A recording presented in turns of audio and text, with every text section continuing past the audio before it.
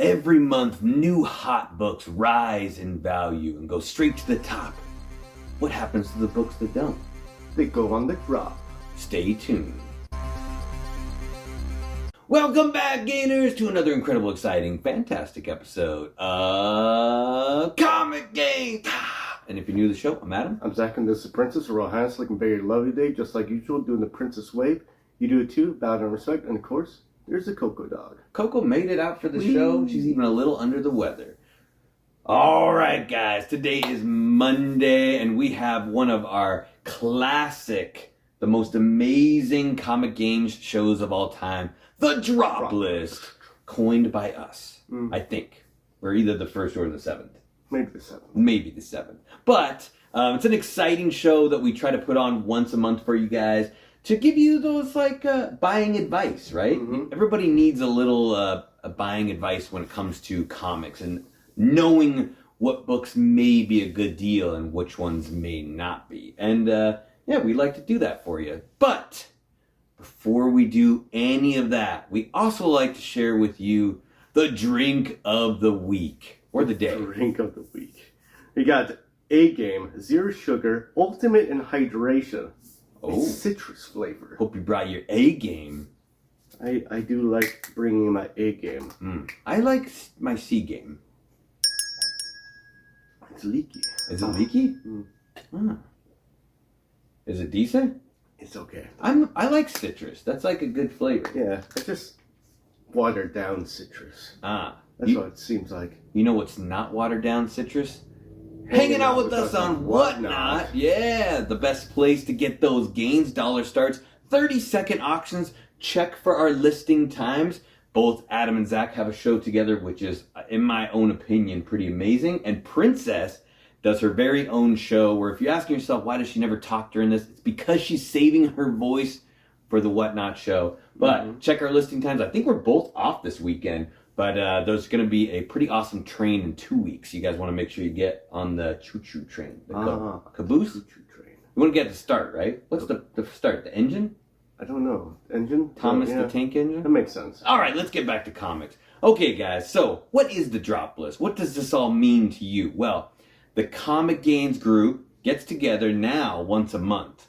And we scour the internet for any kind of hot list, trending list, books that are extremely important in the month of November, but in 2023, which is always a good time. You wait a year and you see where these books are at. Where are they now? You know, those things where celebrities are all important, at a certain time in their career, and then what happened to them. Sometimes it happens for comics. And we compile a list of the drop in price by percentage, and we're checking those out. So we have the 5 top biggest drops of the market from November. And we also give you a little lesson on them as well, too. So the Slab Master, Zach, will also give you a good idea about which books you should be picking up and which ones you should be extra dropping down, right? Yeah, exactly. Huck them into the river. Just throw them away. But, let's kick it off. We got number 5 on the list is Sandman, issue number 1, 1989. 89, yeah. Zach will tell you, 89 was a pretty amazing year for comic books. Yes, it was. Yeah, it was. As well as a few important people were born in that year as well, too. This is actually volume 2 by Dave McKean and Neil Gaiman. And it's pretty surprising none of us have this book. I've never owned it. Have you ever owned a copy? Okay. Not once. I have the trade paperback version. I guess we could have showed that, but that's not what we're talking about here today. Why is this important? Well, it is the first appearance of Dream, also known by people as Morpheus. You know, he's handing out the blue pill, the red pill. Not a different kind of Morpheus. Different one. Different Morpheus. There's a couple other cool characters, like Unity Kincaid shows up in this. She's that girl that falls asleep for a number of years and wakes up, I think, pregnant too, which is kind of weird. Roderick Burgess is another character. I think he's one of the ones that kidnaps Dream, I think. But this is a cool story. I think I didn't read this at the right time. I probably should have read it in 1989. It would have hit a lot harder. It's an important seminal moment in comic book history, because before 1989, a lot more comics were goofy and less serious. and in that time frame, the British invasion came over and people started making serious books, and it changed the world. And this is a very adult comic, really a bunch of adult. There's like murders and rapists and all kinds of things in it that are pretty. I think there's like a murder convention that takes place like further down in the book, which is pretty crazy. Pretty crazy. But for me, reading it more recently, it didn't hit as hard as I wish it would have. But a lot of people love this book. It is very, very cool. Also, like issue 8, right? First Death is also a good issue. But last year, around this time, we had the Netflix original show, The Sandman, came out. And I feel like it had good reviews, mixed reviews. It felt very much like the book to me. So like I kind of liked it, kind of didn't like it. I got a little tired of it by the end of it. But I feel like a lot of people are. We're getting a second season, so that's probably why this isn't further down on the list. But there's some pretty amazing actors on it, like Tom Sturridge played Dream, which I'm not familiar with him in any other works, but the dude looked like Dream. I feel like that's what Dream looked like. Boyd Holbrook from Narcos was in it as well. I think he's like the dude with the mouths for eyes or whatever, the creepy bad guy. And then even like Gwendolyn Christie and David Thewlis in it as well, 2 other big name actors. We'll see. Season 2's supposed to come out. I'll definitely check it out again. I know there's a couple other ones, like they're gonna have the spin-off like Dead Boy Detectives and stuff like that, which could be cool. But I know for a lot of people, Sandman's really important to them, and also it was a big deal. I believe Gaiman wrote the series all the way to the end, like started it and then finished the series, and nobody really picked it up until much more current times. And a lot of people respected that. You can kind of see a complete story. It doesn't get like choppy and weird, like filler issues. So more importantly though, is it the right time for you to buy The Sandman, or should you wait for the entire series to be over? The Hourglass was full a year ago at $512 for a CGC 9.8.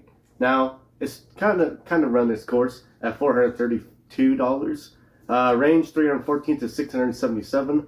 Average sales 523. It's only a 16% drop, so it's a beloved book, So it's not going to go down in price that much as other books on this list do. There's 5,694 total graded. 1,462 of them are 9.8s. That seems like a lot of 9.8s. It's 26% of total graded, so it's actually not that hard to get into 9.8. Interesting. 26% chance. Okay. If you're, got some good eyes and good hands and got time. And not sleepy. Yeah, it's not a bad book. Yeah, all right. Yeah, it's one of those weird ones where it almost has like 2 factors going for it, where like you would think it's an adult book, so a lot of adults would have handled this and less kids, so that maybe that gives it a chance to have a higher grade. But then also it's one of those reader books where like everybody that bought this read it, which means you'd think it would have a lower chance of having a high grade. So it's hard to say. But this isn't a time period when there was backing boards and stuff, so it could have just gone straight into the bag. Exactly. Right? Yes. Throw it in the bag. The next one, you're going to wish you threw it in the bag a long time ago. No, I'm just kidding. The next one, number 4 on the list, we got everyone's favorite, the Young Avengers. Also known as the Young and the Restless? I don't know. No, I don't think anyone said that. Jim Chung and Alan Heinberg in a fantastic cover. Really, really good cover. It showcases the team exactly how you should. Almost like Giant Size X-Men a little bit. You got the team just crashing through the screen.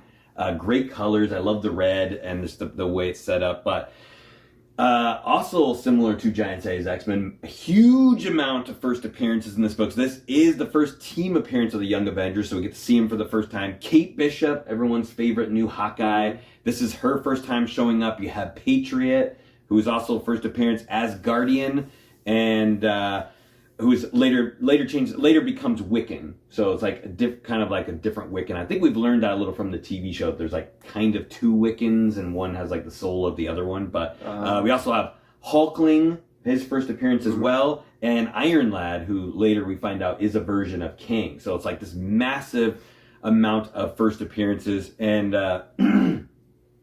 I think everyone thought the MCU was going this route. They were like, this is clearly the route they're going. You put like Kate Bishop in there, and in the MCU, and then you show stature a little bit, so you're like, this is probably the team that's going to come together. And then it felt like it wasn't, right? Like it felt like it wasn't going to happen at all. And then recently with WandaVision and even more recently Agatha, now it's like almost seems like a for sure, but because like Agatha was kind of not the best show, in my opinion, I didn't think it was that good, especially like the last 2 episodes that were like, what is going on with this show? That I don't know if people are as excited for this as they should be. I feel like it's a good idea. Like, get a fresh young group. There's some good actors that I think could fill this role out and make it good. I feel like Kate Bishop could probably hold down the team pretty well, just because she's so good. The Hawkeye TV show is really, I thought that one was really amazing. But on a back note, the actual story, the comic book, not just the movie, is extremely good. Everyone agreed that this story is amazing. They did a really good twist. There's a really good twist and turn. You don't realize the Iron Lad is king till like partway through the book, and then like the proverbial poop hits the fan and everything just gets awesome and crazy at the same time. So I'll give you, there is a Bolo report for this one as well, so keep your eyes out for the director's cut edition is a good one. There's a Wizard World edition as well, which is even more expensive. And if you're Zach, you will tell you there is a 9.5 special edition, which I know he's got his eye out for that one, right? Yeah. He loves that 9.5. Yeah, it's very cool. It's part of the Wizard First program. That's the only reason it makes it special. It was one of the first books printed of that came off the line. Yeah. And they only had so many of them. Like, in this case, I think there was only 286 or something like that. Yeah. Yeah. And then this might be the only case where that 9.5 is worth more than a 9.8, right? I think so, yeah, yes. At the same time, which is pretty crazy. They even have the toy reprint. Is not too shabby either. So if you find that toy reprint out in the wild that comes in the Legend one, that's a decent book too. No one's gonna laugh at you for having that. So I think it's like a $50 book. Yeah, that's expensive. Is it time to get Young Avengers? Because at one point this was like well above $1,000 in a 9.8, way up there. Yes. Well, they're not old. They were young a year ago at $300 for CGC 9.8. Now they've gotten older a year ago at $240. There's a big range. Someone got lucky, probably canceled this up. It doesn't tell you that.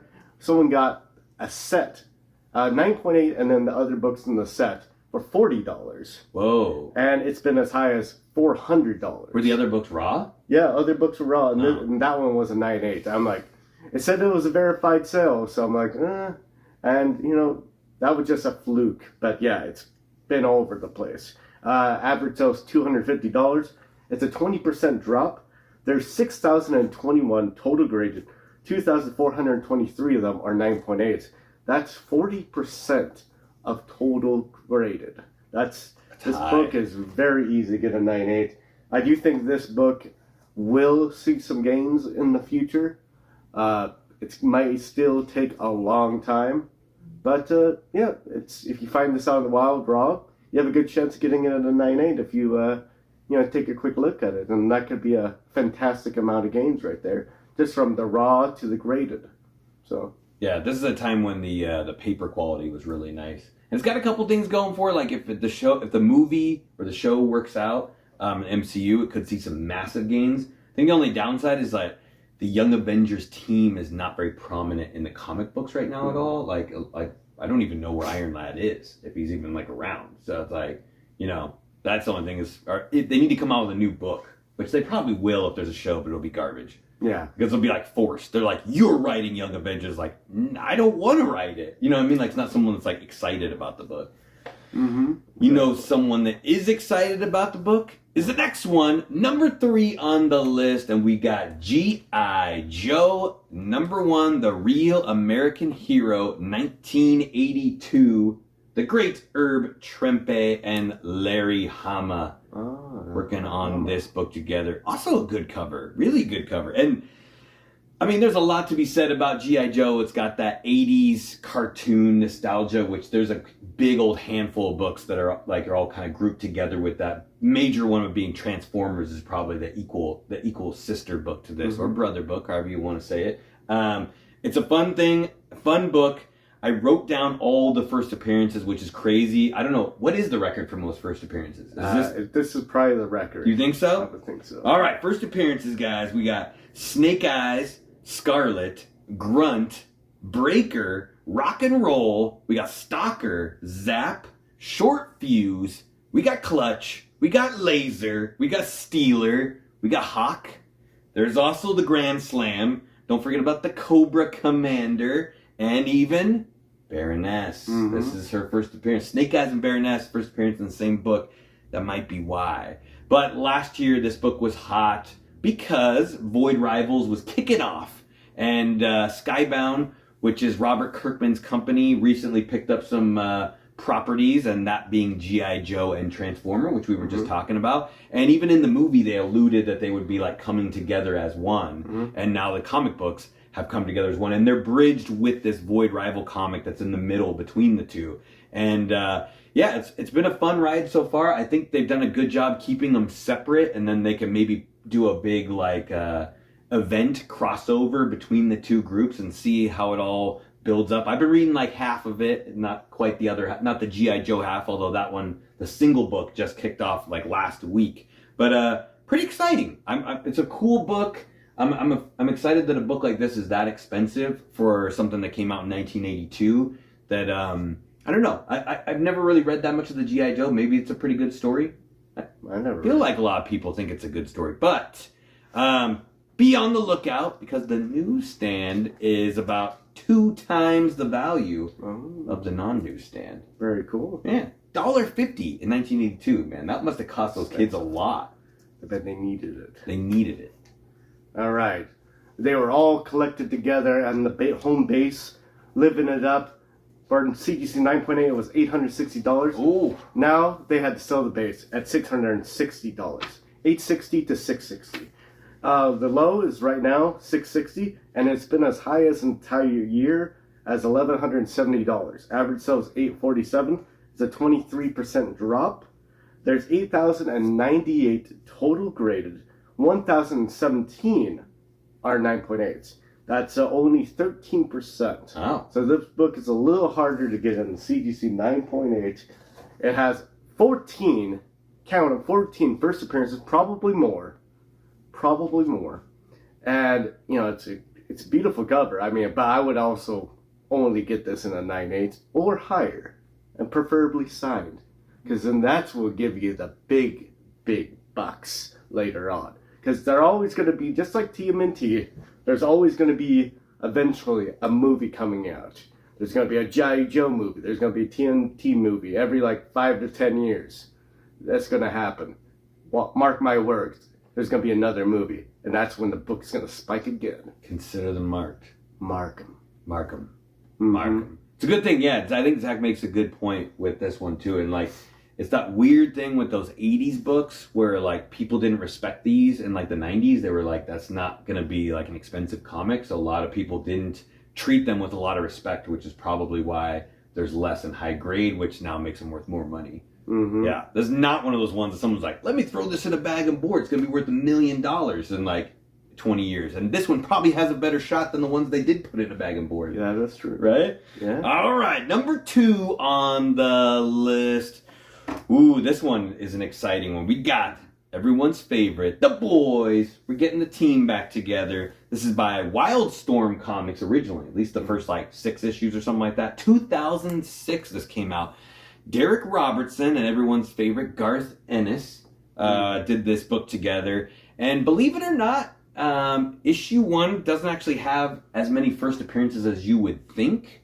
It's only Billy Butcher, Hugh Campbell, and A-Train of, like, the main characters. A lot of them actually show up in issue 2, is, like, a big majority. Although I don't know how they do that with, like, you know, all the characters on the cover of it. So it's kind of like a cameo. I guess they're not named or say, like, who they are. So it's kind of like a first cover appearance, but not first regular appearance. Right. Well, hopefully you know what The Boys is. Otherwise, you might be living under a rock. But they've had 4 seasons on Amazon Prime, and they've all been pretty amazing, very adult. So don't let your kids watch it at all. It's a pretty serious adult show. You find out that it's very adult within like the first couple minutes. Yeah. It's like, oh, traumatizing. Traumatizing, yes. I would, yeah. Good choice of words there, Zach. But this has been a cool book. I don't know if it's going to quite get to that level of like Walking Dead, but maybe. I feel like not a lot of people got the issue 1 when it came out originally.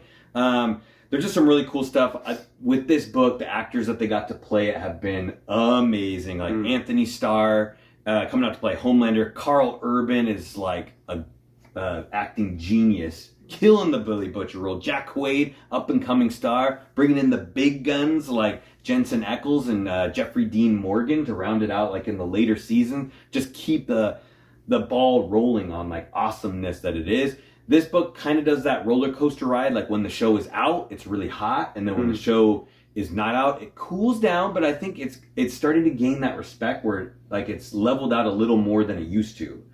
Zach will probably have to give you like more numbers on. There's no bolo. There's a lot of other variants for this, but don't let that fool you. You want the real one. The real copy is the one that you want, and I'm excited for the rest of the seasons and see how this all turns out. This is also one of those weird things where, and I feel like a lot of people may like the show more than the comic when it comes to it. Like the show is done a little bit better than the comic is written because the villains in this aren't nearly as cool in the book as they are in the show, which is, I think, kind of an exciting thing. Yes, yes. But is it the right time? It's a low. Maybe it is the good time to buy, or maybe Zach says wait till the whole show's over, then buy yourself a copy. Well, the Spice Girls got back together a year ago. For CGC 9.8, it was 310. Now they separated at 227. Range is 227 to 550. Average sale is 359. It's a 27% drop. There's 2,667 total graded. Kind of low considering. That's low. Yeah. Yeah. And there's 951 in a 9.8 universal. That's 36%. So somehow, some way, this book is really easy to get a 9.8. Oh, that one's a 9.8. Yeah. Oh, yes. Yes, we even got one in a 9.8. And, you know, it's a fantastic cover, or it's a pretty decent cover. I should say it's a decent cover. Decent story, or at least the TV show is pretty decent. This book, I would say, if you want to get an edge on the competition, you'll hear me say this over and over again. At least for this book, I would probably get a signature. Double sign. Double sign. You need a double signature on this. Yes, and I think that will add a lot of value to the book. A lot. But that's just my humble opinion. Humble. Yeah, if you guys didn't know, if you look real close on there, Huey was actually drawn to look like Simon Pegg originally. And when they made the book, they wanted Simon Pegg to be Huey. But he was too old. Which, when the time the show came out, he was too old, which is why Simon Pegg plays his dad, Huey's dad in the show. Strange. They actually drew him to look like the actor. Which he doesn't look anything like Huey in the show. Which is funny. All right. We got a herder, guys, but this is maybe Adam's chance to finally get a 9.8. We got the number 1 drop book of the week is Amazing Spider-Man, issue number 4 from volume 4, 2014. That's crazy. That's a lot of 4s. And this is the first appearance of Silk, also known as Cindy Moon. I think really more Cindy Moon, also known as Silk. She's a Korean-American Spider-Woman, and this book was done by Dan Slott and Humberto Ramos. Awesome grouping. They did a lot of really cool stuff together when they grouped up, and I've read this entire series, and it's really fantastic. If you guys haven't got a chance to read this, I like it a lot. Some people think that some of these characters were created so that the creators could make money off them later, but I think they did a good job. It's a really fun story where there's like Morlund is trying to kill the spider totem people, which a lot of people don't like Morlund, but Ezekiel tries to ask Spider-Man to go into like a bunker and hide out, and he's like, F you, I'm not going to do that. But we don't realize that he actually convinced Cindy Moon to do that instead of Spider-Man. So she's been hiding in there and everyone forgot about him. And in Original Sin, when they all learned the secrets that was being hidden from them, Peter realized, he's like, oh crap, Cindy's been in there like her whole life. because she got bit the same day that he got bit by the spider, and he just forgot because of like magic and crap. You know that magic crap. Yeah, exactly. Yeah. And so she pops out and they have this weird sexual tension between each other, which is awesome at the same time. I really like that one. It's like whenever they're together, they just want to bang, which is kind of fun.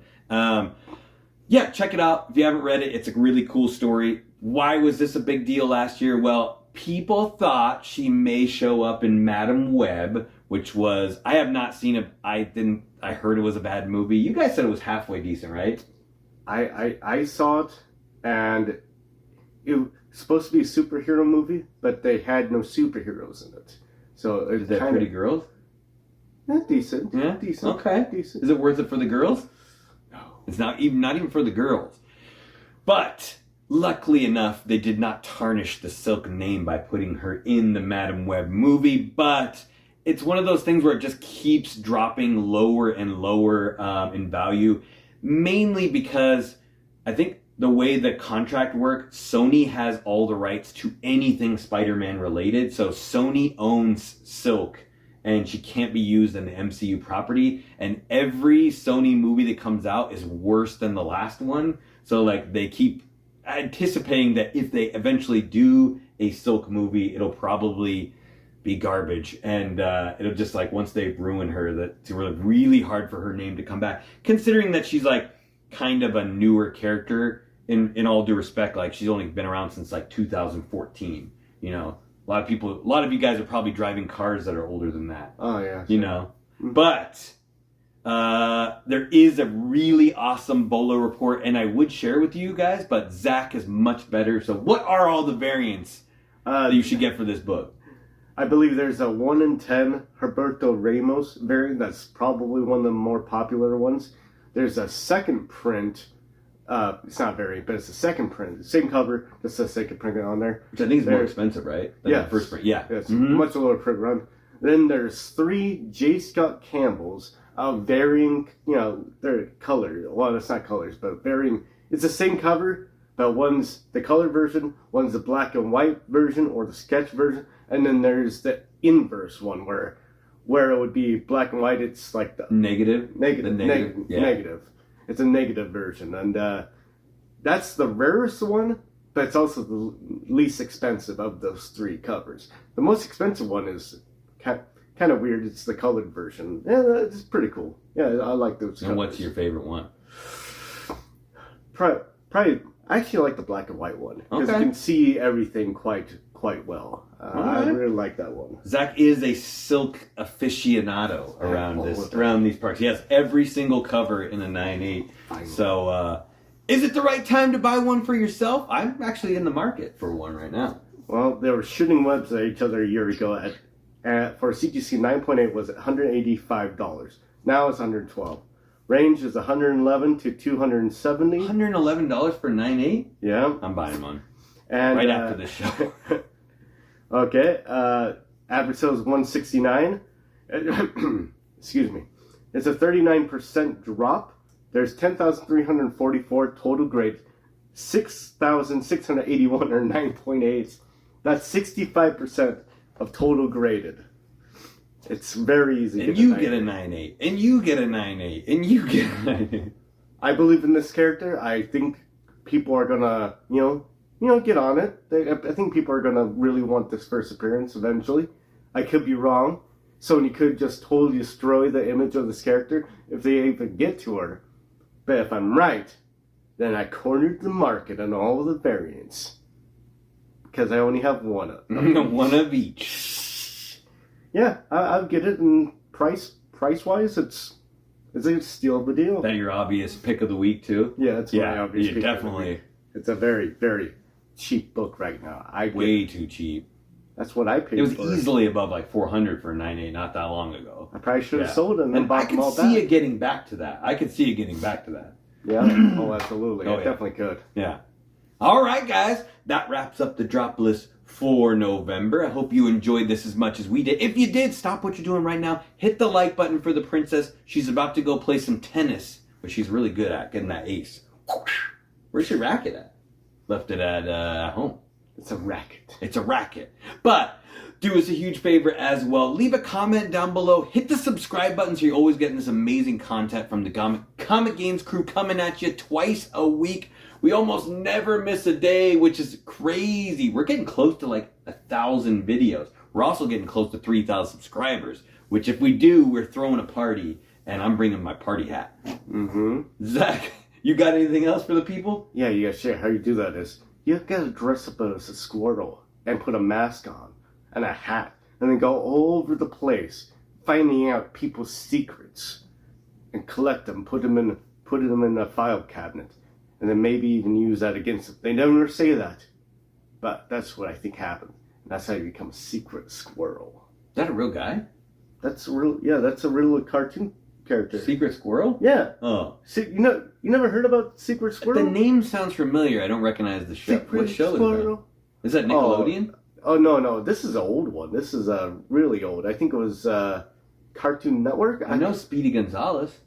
Oh. Yeah, I love Speedy Gonzales. Speedy Gonzales. Oh, yes. It was great. Mighty Mouse?